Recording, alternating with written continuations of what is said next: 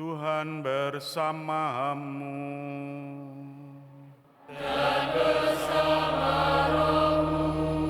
Inilah Injil suci menurut Santo Lukas.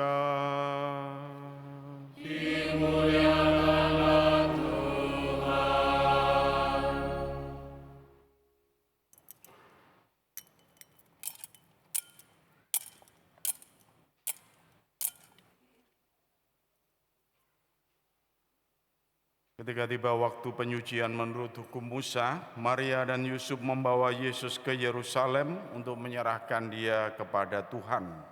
Seperti ada tertulis dalam hukum Tuhan, semua anak laki-laki sulung harus dikuduskan bagi Allah. Juga mereka datang untuk mempersembahkan kurban menurut apa yang difirmankan dalam hukum Tuhan, yaitu sepasang burung tekukur atau 2 ekor anak burung merpati.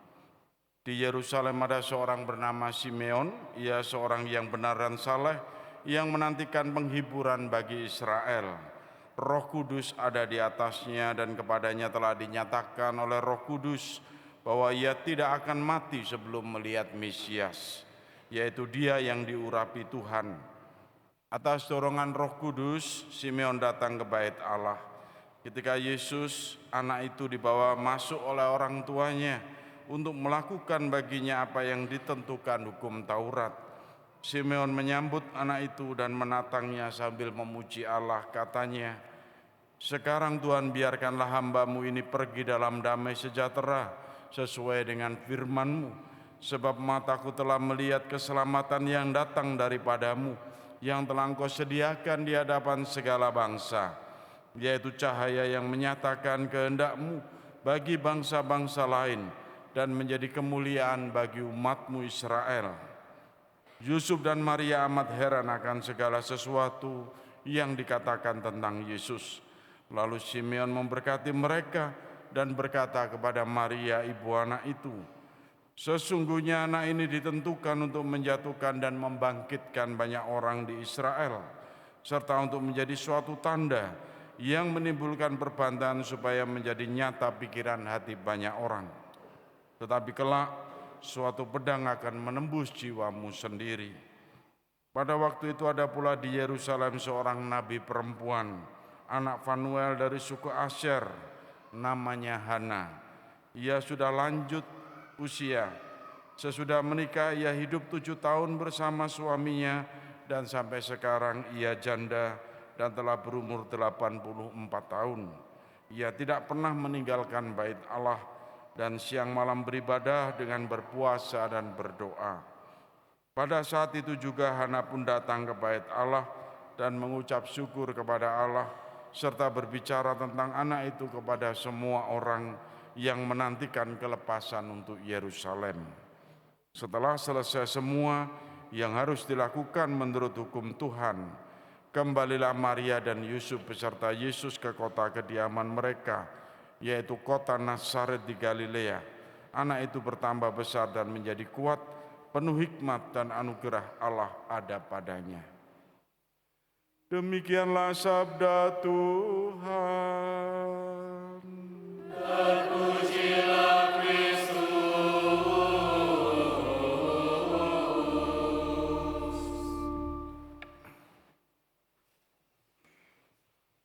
Ibu, bapak, saudara-saudari yang terkasih dalam Kristus, saya mau cerita mengenai sebuah kasus pastoral ya. Malam-malam itu ada telepon berdering berkali-kali. Saya angkat, lalu ternyata telepon dari teman SMA saya dulu, ibu yang bingung dan cemas minta anaknya untuk mendapatkan perminyakan sakramen, perminyakan suci sakramen.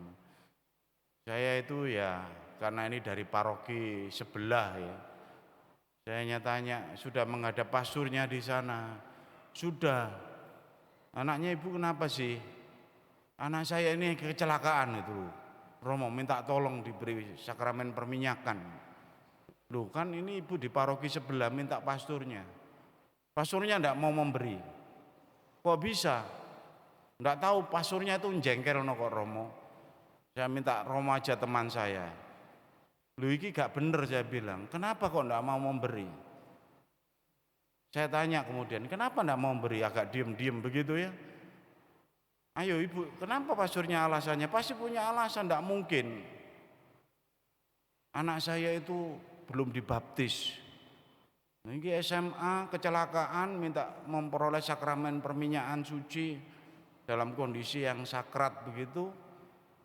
Ya saya bilang saya pun meskipun temannya ibu, ya tidak bisa memberi sakramen perminyakan itu karena anak ibu belum dibaptis. Saya kenal dulu SMA Rodok Sembrono aja nih. Nah ini Bapak Ibu saudara-saudari yang terkasih, kelihatannya sepele ya, tapi kita bisa melihat bagaimana baptis itu menunjukkan betul persembahan putra-putri kita kepada Allah untuk memperoleh jalan keselamatan dalam Kristus. Saya bisa datang hanya untuk mendoakan secara Katolik. Itu saja. Tidak bisa memberi sakramen yang tertinggi. Kita hari ini merayakan Yesus dipersembahkan ke bait Allah. Itu meskipun dia sungguh Allah, dia putra Allah, dan banyak kejadian-kejadian ajaib ya. Tapi Maria dan Yusuf sebagai orang tuanya itu ya enggak mentang-mentang ya sudah anak Allah, enggak usah ngikuti hukum Taurat, enggak usah ngikuti hukum Yahudi, enggak. Terus Yesus itu diproses dalam pertumbuhannya itu dalam hukum Taurat. Sehingga menuruti betul aturan. Kalau anak dipersembahkan, anak sulung laki-laki kepada Tuhan, itu karena mengikuti kisah tentang Abraham yang mempersembahkan Ishak, anak tunggal satu-satunya itu. Dan di situ ternyata Tuhan hadir dan memberkati. Itu mau digambarkan bagaimana dalam hukum Taurat, anak laki-laki sulung itu yang dipersembahkan itu kemudian mendapatkan berkat dari Tuhan, menurut kehendak Tuhan sendiri bagaimana. Dan kita bisa melihat bagaimana ketaatan Maria dan Yusuf untuk menjaga anak ini terus di dalam keyakinan dan kepercayaan mereka semampunya ya, dengan yakin bahwa apa yang dijalani itu adalah benar itu. Sehingga memang lalu kemudian mendapatkan dalam proses jalan ketaatan di situ apa yang memang sungguh-sungguh diperoleh oleh Maria dan Yusuf. Maria mendapatkan peneguhan-peneguhan pertama dari kita bisa melihat bagaimana seorang nabi Tuhan yang hadir di situ namanya Simeon, yang memang dia ditunjuk untuk memperoleh penggenapan kehadiran Tuhan yang nyata. Dan kidung Simeon itu kita kenal dalam ibadat penutup atau kompletorium, dipakai dalam tradisi gereja Katolik itu.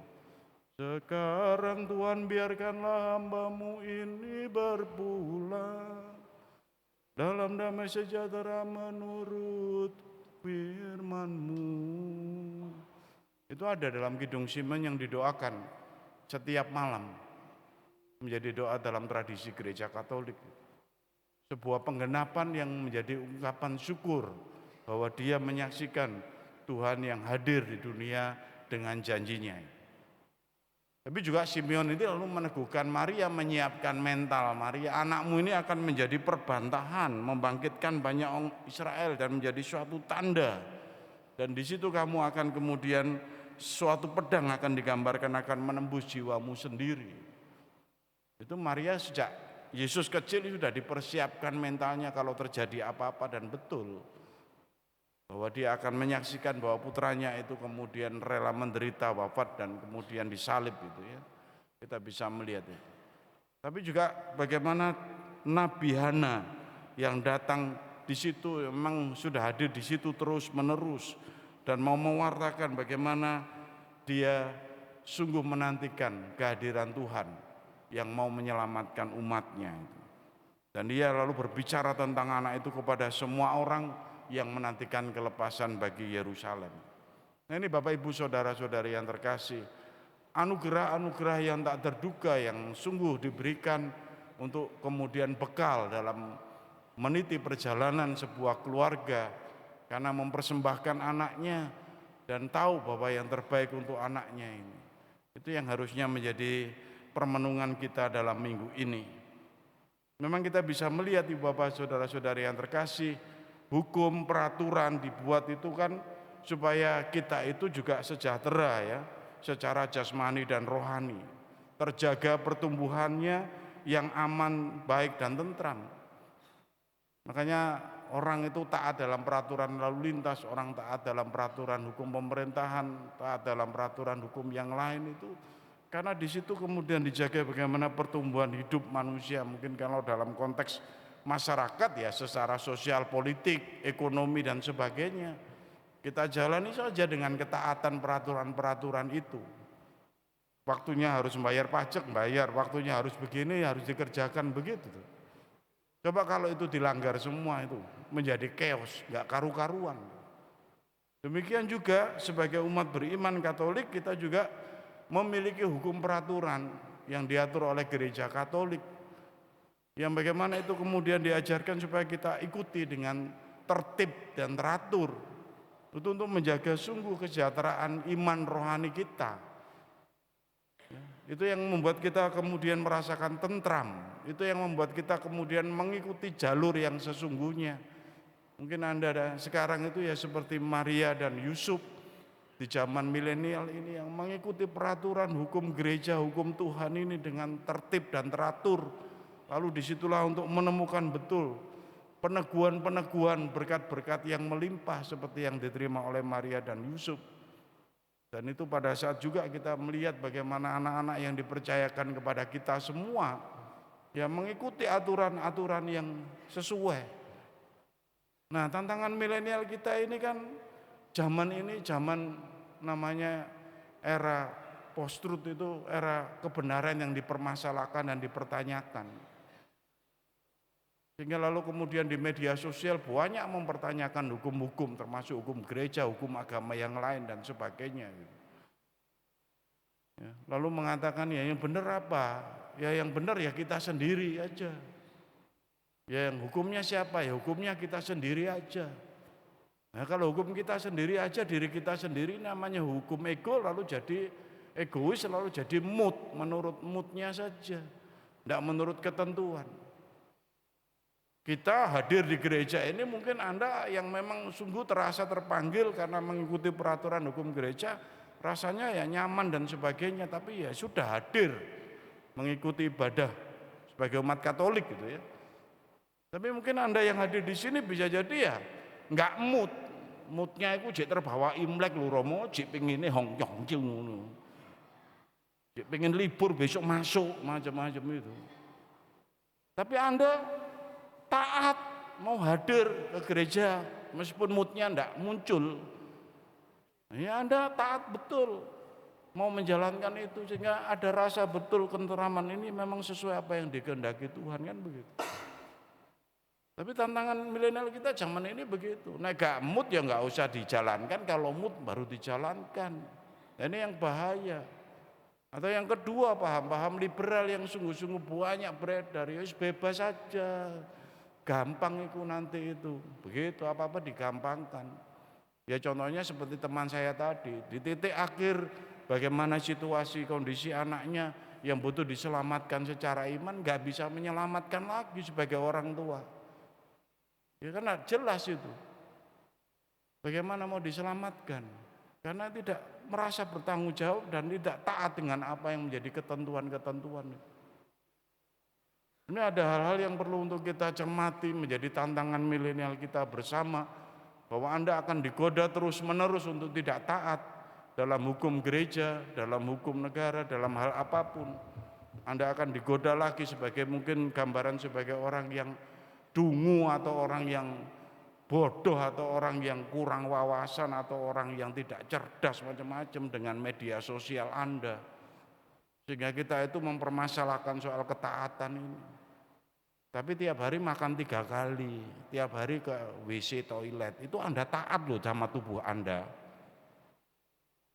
Enggak pernah memasalahkan, saya pengen bebas kehendak saya enggak mau makan 1 bulan, rasakno. Saya enggak mau ke toilet 1 bulan, rasakno. Kan enggak. Kenapa Anda taat pada satu hal dan tidak taat mempermasalahkan yang lain? Itu kan enggak fair juga. Maka Bapak Ibu Saudara-saudara yang terkasih, peristiwa Pesta Yesus mempersembahkan dipersembahkan bait Allah itu mendidik kita kembali untuk coba melihat, pegang yang sudah diajarkan dan harus ditaati itu jalankan saja. Di situ akan menemukan realnya ya. Bukan karena mood, bukan karena feeling atau bukan karena, tapi realnya seperti itu untuk menuju keselamatan, dan itu yang harus kemudian kita maknai, dan Anda akan menemukan berkat-berkat baik kecil maupun besar gitu. Dan itu yang Tuhan mau ajarkan. Kalaupun ada pembaruan, itu akan di dalam real itu akan menjadi, pertumbuhannya akan menjadi lebih besar lagi. Saya menyapa Anda yang hari-hari ini mungkin punya kegelisahan, Anda yang mungkin merasakan punya permasalahan yang berat, yang tidak tahu juntrungannya. Coba Anda bisa refleksikan, sejauh ini apakah permasalahan itu karena muncul karena saya tidak taat. Mungkin karena saya melanggar sesuatu. Mungkin ada sesuatu yang kemudian saya lompati, saya langkai. Pertobatan mengajak Anda semua untuk kembali mempersembahkan hati Anda seperti Maria dan Yusuf mempersembahkan Yesus di Kenisah. Kita persembahkan kondisi diri kita, kondisi keluarga kita, perjuangan hidup kita, dan segalanya agar mendatangkan berkat yang melimpah bagi hidup kita, dan agar hidup kita dan keluarga kita selaras dengan kebenaran Tuhan, berjalan dalam ketaatan yang benar dan mendatangkan sungguh ketentraman dan kedamaian. Berkat Tuhan menyertai kita semua.